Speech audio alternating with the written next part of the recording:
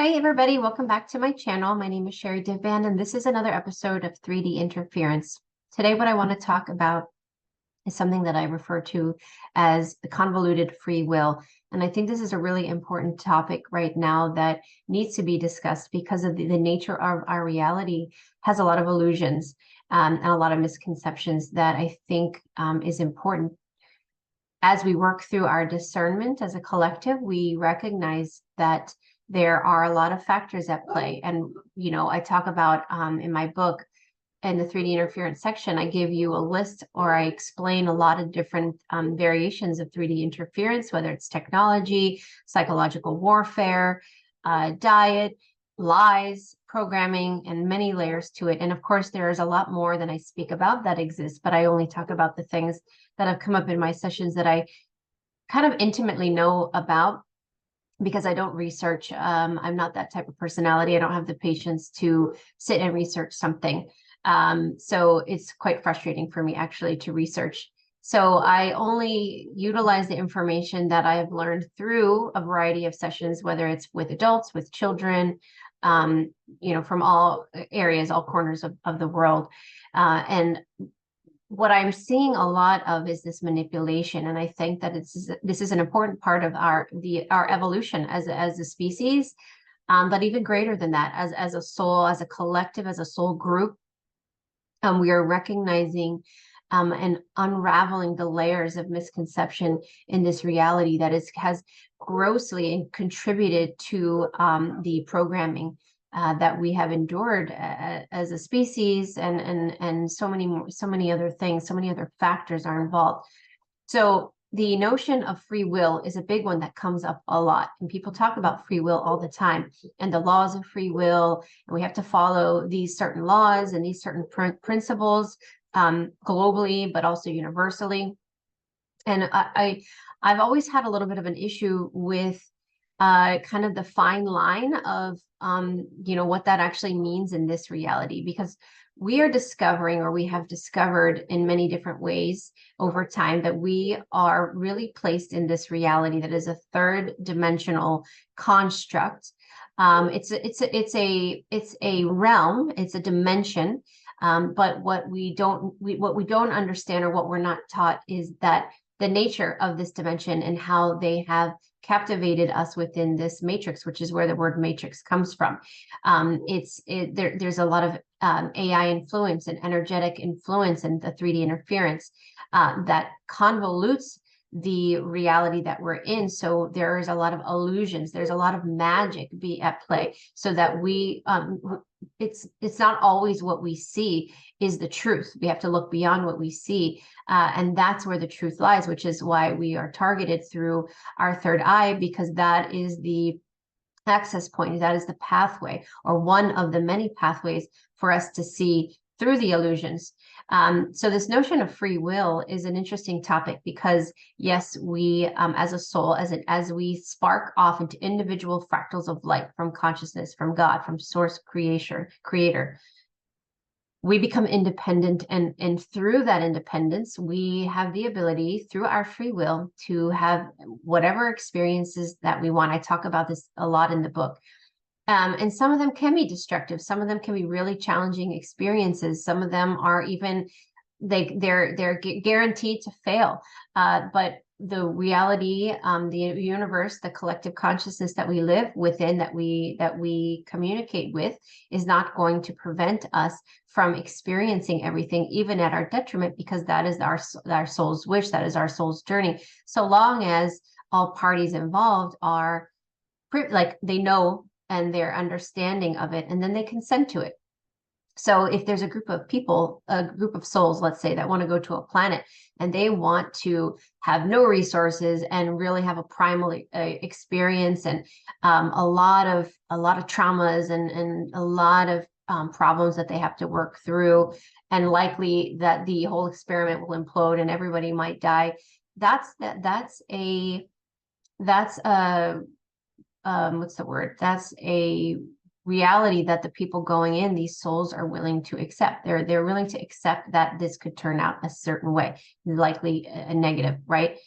So that's allowed to occur because the parties, the people, the souls that go into that experience are actively participating, or they're consenting, knowing that it could be, destructive. But hey, it's an experiment, and they know that they are beings that are going to live beyond that experience. And so they know that it's just one fractal, one moment of time, a flicker of a moment of time in their kind of timeline of their soul's journey, and that's something that they'd like to experience. So that is a true free will, because we're able to go in and experience that, knowing all the factors.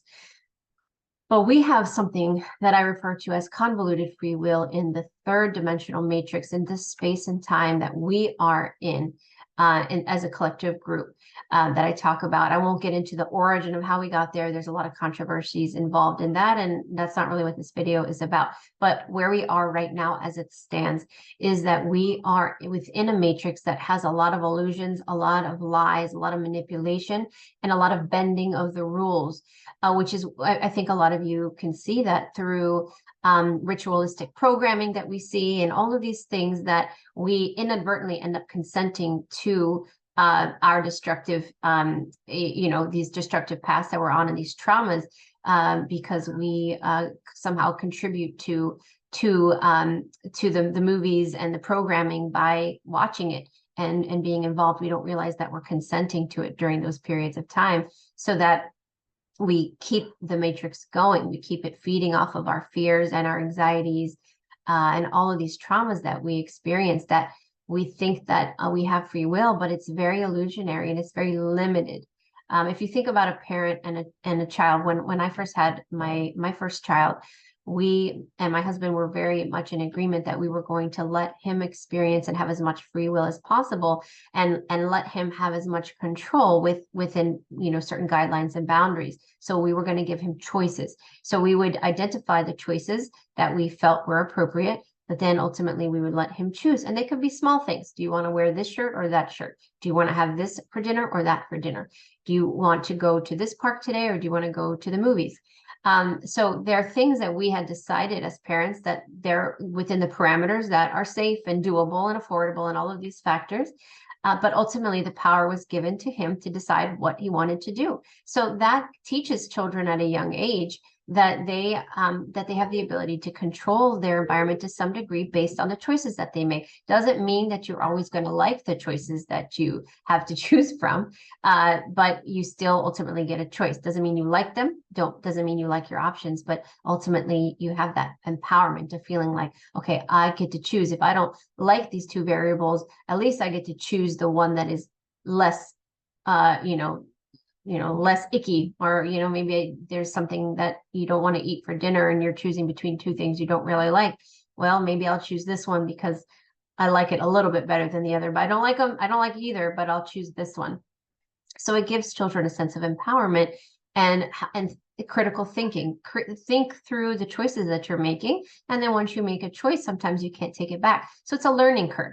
So imagine that on a much larger scale, and the powers that were, that controlled everything is in past tense, because we're working out of that. So we have to speak in that language that we are no longer controlled, and this is no longer occurring, but we are physically working our way out of it and co-creating and manifesting a new reality while we're living it. So it's a lot. It's like building the plane as you're flying it. That's kind of what's happening right now with this ascension. There's so many moving parts.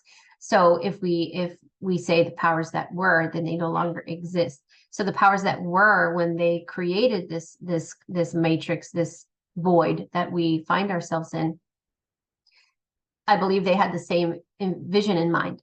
Let's fool everybody into thinking that they have free will. We'll follow the guidelines of free will to some degree, but it's going to be very inverted, and we're going to give them choices, but only choices that we, as the powers that were, are okay with, so that they don't, they can't get too much, they can't go too far, and which is why we have so many of the conspiracy theory, that's where that came from to begin with. When people started to go outside of the reach of those confines of what was okay and acceptable, or the norm, that's where we get that expression from. And people started thinking outside of the box, and outside of this little box of information that we were allowed to kind of resonate within.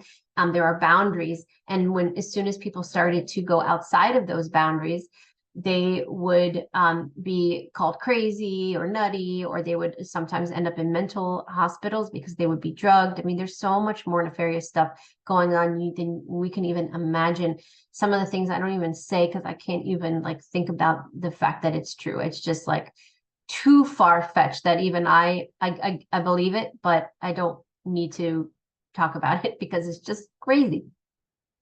So they're deemed crazy, and there's a lot of people that have been taken out, lost their credibility with their professions and their professors and doctors and all sorts of respected people that over time, if they thought outside of the box or they created something that was against what the powers that were trying to create which was simply a controlled platform. So how can we pack a certain amount of souls within this matrix that we can control and feed us through their fear, their trials and tribulations, their worry, their sadness, all these horrible things that let's keep them in this fight or flight primal response to their reality. So they're constantly in search. They're constantly thinking something is better. That's why a lot of the movies that we see have such a theme of this romantic notion of like what love should be like, and we'll never achieve it because it's not like what we see in the movies.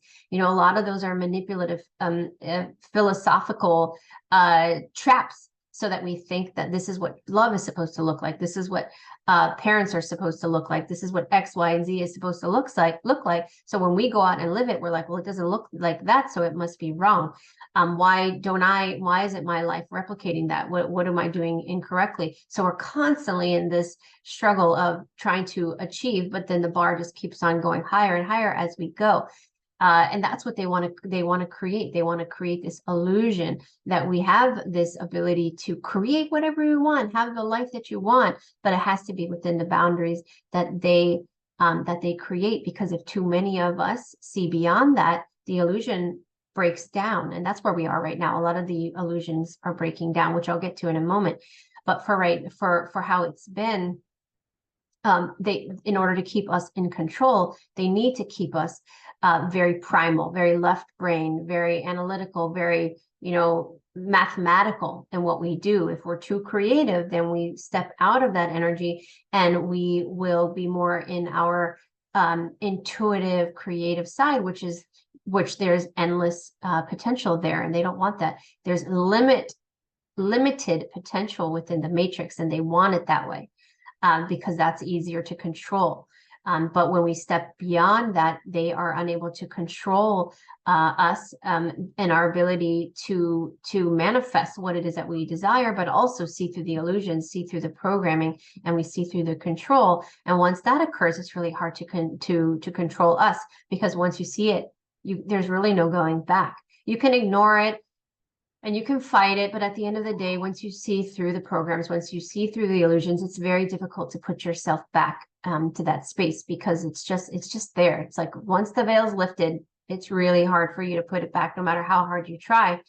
And so when there's a smaller population of people, it's easier for them to control, because they can introduce drugs into our reality, and different addictions, and then the mental facilities, and all of the negative factors that they do, that I talk about in the book.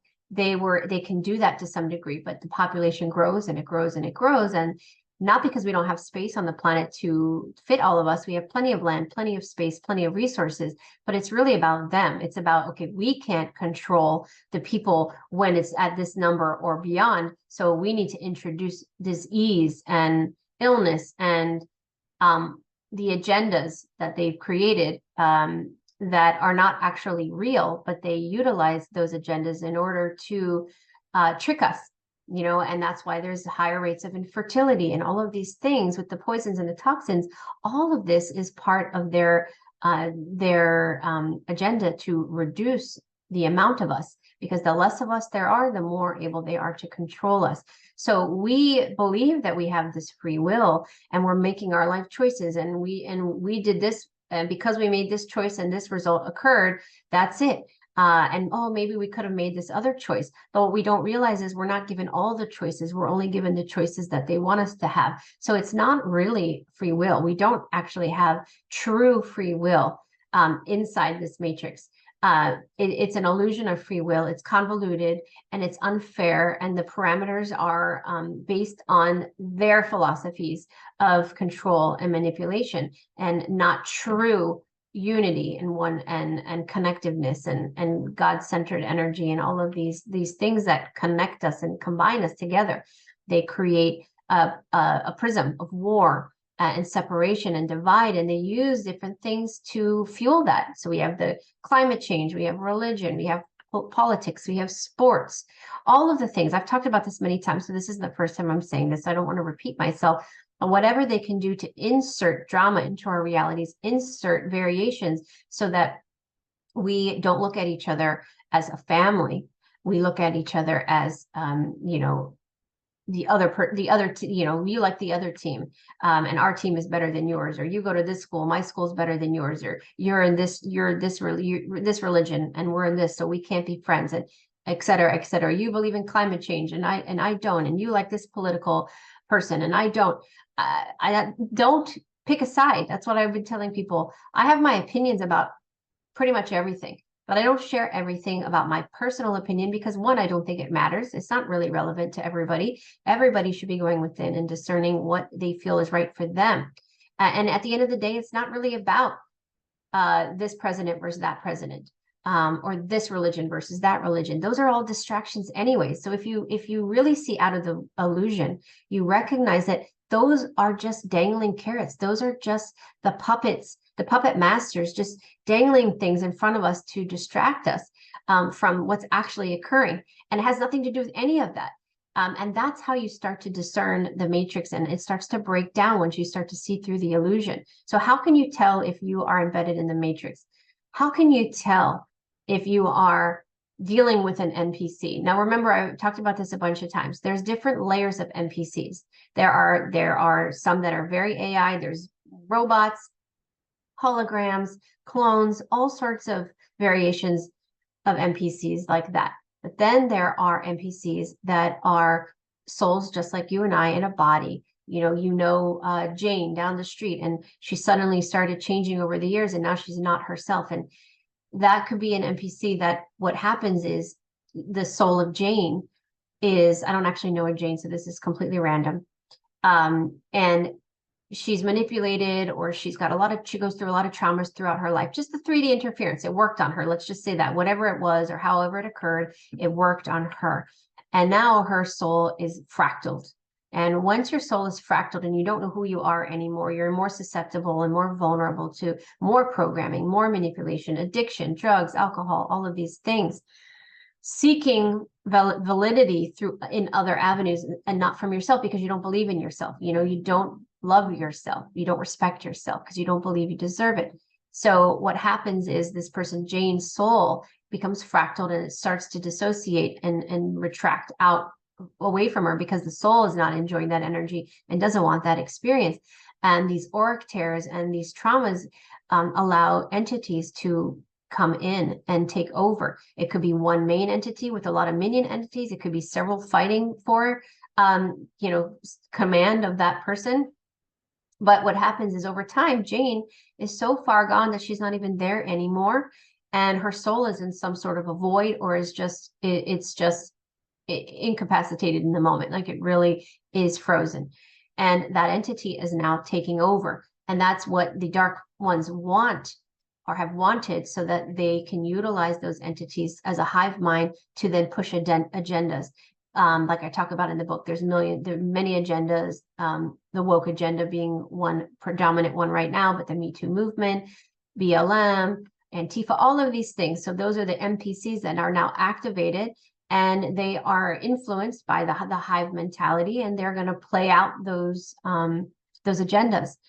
So that soul is not even there anymore. They're just seemingly just like there's nothing in there. There's no soul. They feel like they don't have any life force in them, and sometimes their eyes can appear black. So there's a lot of NPCs in our reality with different variations, and Then there are some that willingly sell their soul.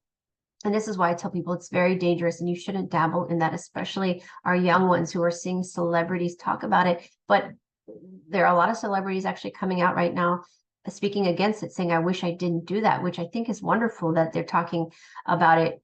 Maybe it's a little too late for them. I don't know. But the point is they're bringing awareness to it, and children are hearing about it and they're saying, oh, did you see that this person is saying, I wish I didn't sell my soul, and all the bad things that are happening to them. So when you willingly say, instead of being traumatized through life and experiences and circumstances, and you're slowly taken over, this is when you actually consent and say, I will, for fame and fortune or whatever it is, you're desperate for whatever you want or you're trying to get, you sell your soul for it. You say, I'm willing to sell my soul in order to get these things.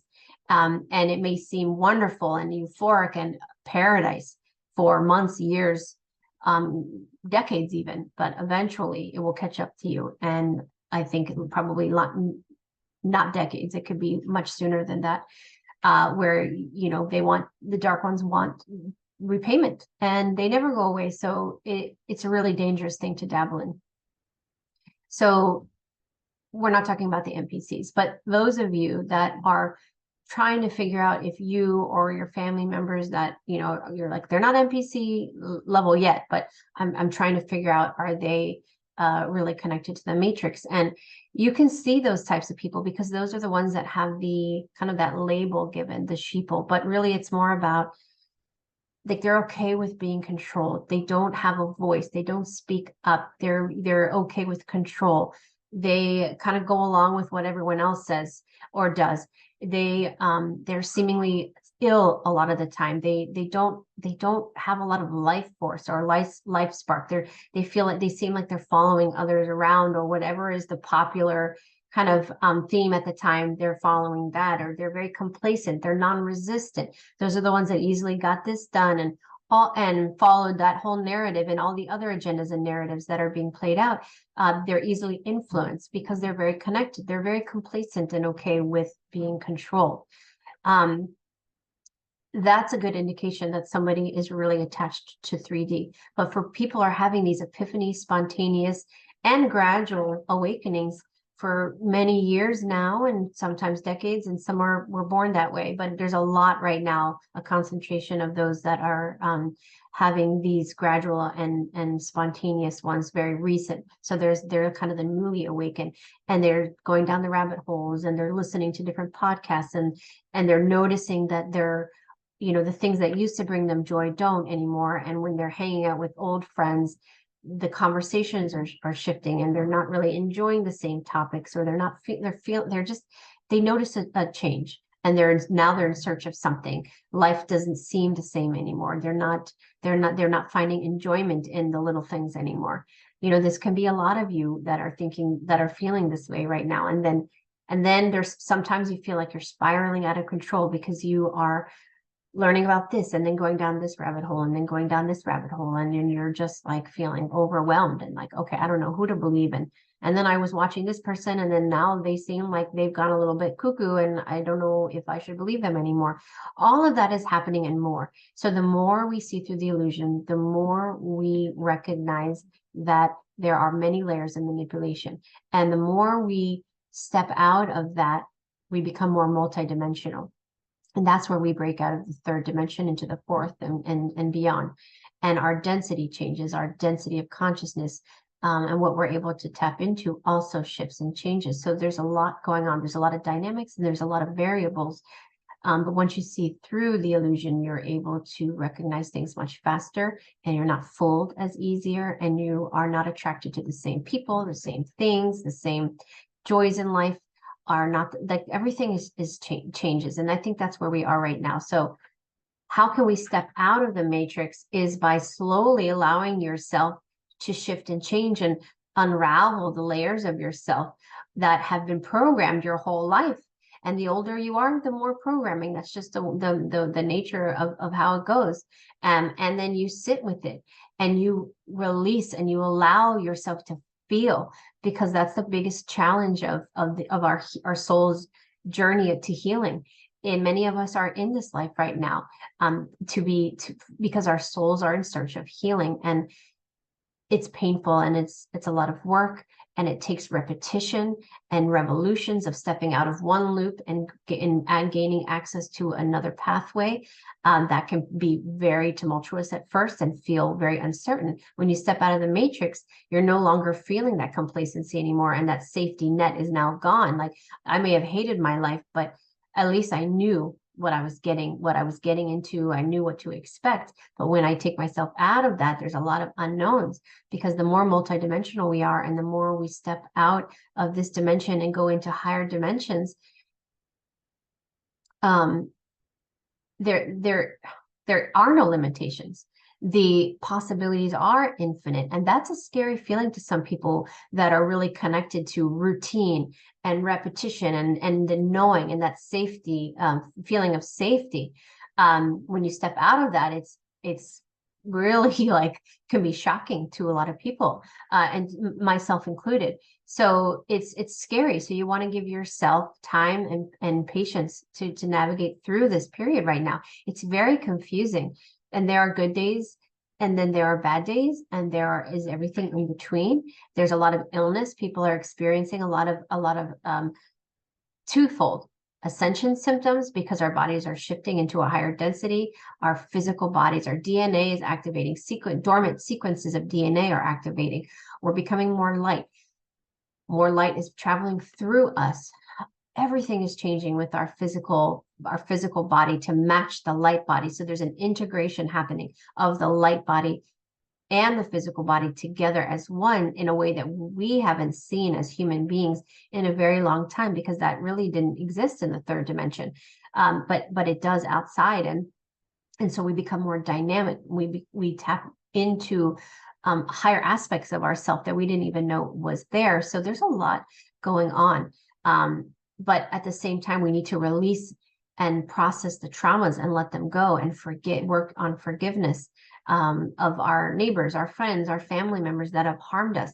That's one of the biggest anchor points, aside from fear and shame, is not for non-forgiveness. When we attach ourselves to a trauma and a person, we anchor ourselves into 3D, and that limits our ability to heal and transmute the energy. So you're not forgiving the person necessarily for what they did, but you're forgiving the soul for not knowing all the reasons why that person acted the way that they did, because there are many variables that could be multidimensional. It could be from other lives, triggers from other lifetimes. We don't always know all the factors, so we just simply try our best to forgive the soul of the person, so that, if anything, we can cut ourselves free from being tethered and anchored to them and the 3D experience that we had with them. And it's life-changing, and it's like a weight is lifted off of you, and you feel like a whole new person, and it's absolutely life-changing. So there's an element of that happening right now. Forgiveness, boundaries, creating boundaries, realizing and recognizing that not everybody in your life is serving your highest good. And sometimes we need to kind of decipher who is here in my highest good, and what is there a positive energy exchange. If you are healing everyone around you, and those that you're putting the most effort towards are just pulling you down, then that's not a beneficial relationship between it. It's not a positive energy exchange. It has to be balanced to some degree. So you don't necessarily need to kick everyone to the curb, but creating boundaries right now is a big part of our life lesson as a collective. Creating boundaries, trusting our own knowing, and not seeking outside of ourselves. It's a very 3D. I think it's embedded in our DNA, even, to worship, to follow. I believe that they program that in through our genetics over time, so that we are just naturally prone to follow and to worship what we don't have. And we can see that in our history. It's very obvious. So for those of you like myself who just feel like, I don't know, everybody asks me, who's your favorite this, or what's your, and I'm like, I don't have one. I don't have that. I don't have that because I don't really idolize anybody. And you can take it one step further and say, because people will ask me, what ascended master should I look into? I'm like, well, look into all of them. But I don't recommend that anybody right now necessarily give their power away and try to connect with a specific ascended master. I think it's great for you to learn about a lot of ascended masters, for example, and what they did and how they contributed, but then turn that around and internalize and reflect on what it is that what's your contribution? What do you specialize in? What is your superpower?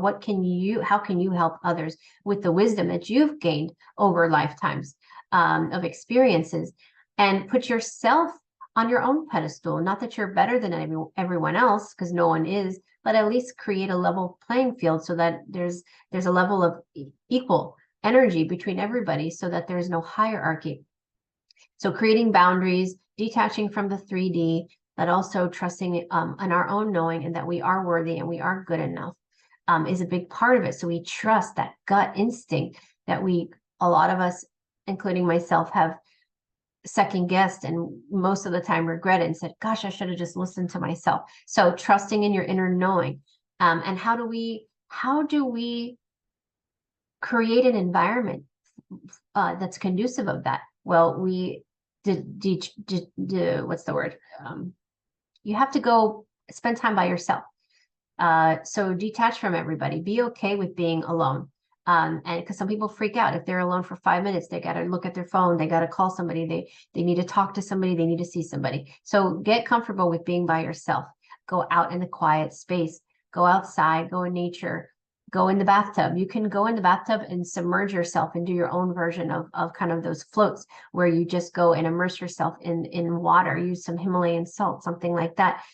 Exercise, Tai Chi, yoga, anything that you can to just ground and balance yourself, center yourself, become spiritually centered in your own energy, in your own frequency, in your own knowing, with your own boundaries. And then everything will quiet. The noise of the world around us will quiet, and you will start to receive your own messages, not from your guides, not from your angels, not from your star family, although those are wonderful.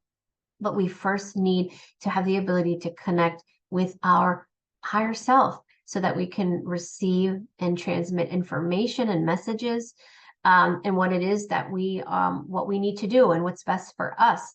And then we'll get clearer messages, so that gut instinct becomes an immediate knowing where I don't even need to think about it. I just trust it.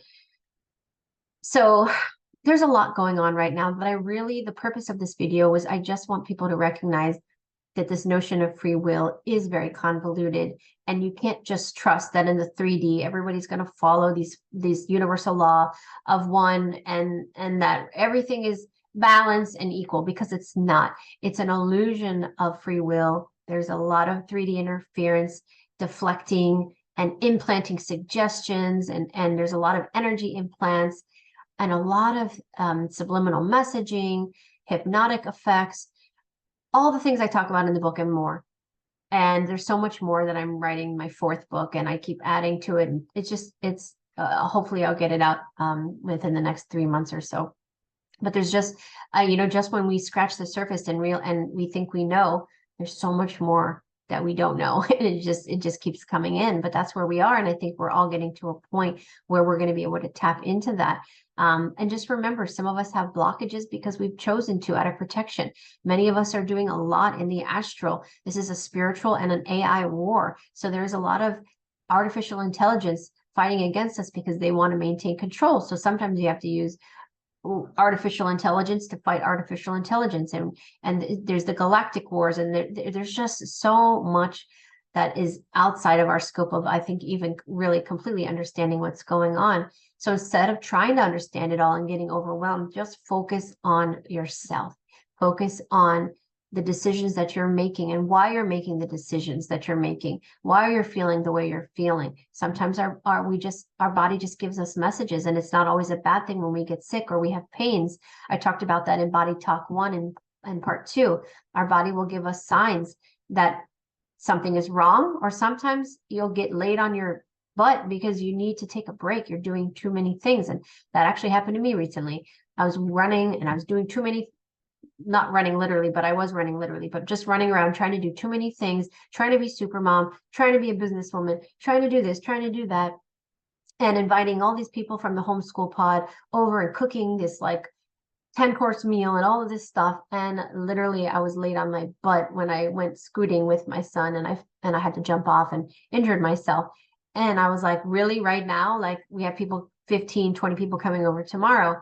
But I knew that because I was pushing myself and I'm doing too much. So if we don't relax, the universe will make us relax. And it may not be in the timing that you want, that's suitable for your schedule. But that's the point. They will make sure that you take a break if you need to. So listen to your body. Listen to your emotions. Your emotions are there for a reason. They're telling you something. So listen to it. It's telling you there's sadness there for a reason. Step into it. Don't resist. Don't push away from it. Step into it. Don't give up, and give yourself time. Give yourself, there may be days where you're feeling like you want to crawl into a hole. And you know what? That's okay. I do it too. Sometimes I'm just like, you know what? I'm not doing life today. And sometimes the whole family, like the kids will stay home from school. And I'm like, I got to cancel my appointments. And we just do absolutely nothing but hang out. We'll go swimming, go bike riding, take naps all day. Sometimes, we just need a pause. Sometimes we feel like we're accelerating and going really at hyper speed. Other times it's a little bit slower. We can't force it and we can't control it. That's the human part of us, feeling like we need to control everything, but we don't. Just surrender and let it be as it will be. And my favorite affirmation recently that I've been using more than anything else is, I'm so grateful that I am divinely supported, loved, and protected in all dimensions, time, and space. And I just say it all the time. Now, that on top of my other favorite is, I do not consent. So anytime, parasitic energy entities, all of them, they're running rancid right now because they are losing their hosts, and there's a lot going on in our reality right now.